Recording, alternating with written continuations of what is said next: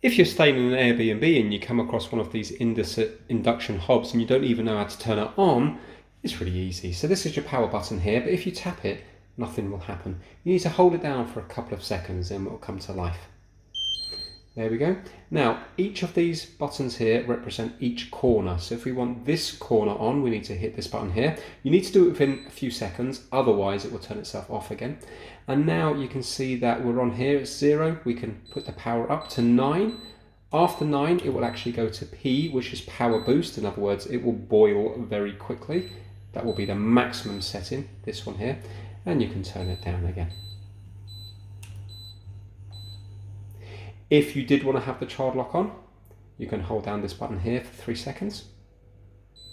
And there we go, you can see that's lit up now, and no longer will any button work here, but it will still be on number 5 here. To turn that off, we just hold this down again for 3 seconds.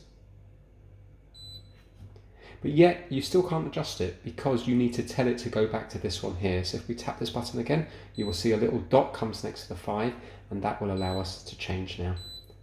So that's really it. So when you've done your cooking, you can just hold down the power button there for a couple of seconds and it all goes off. Thanks for watching.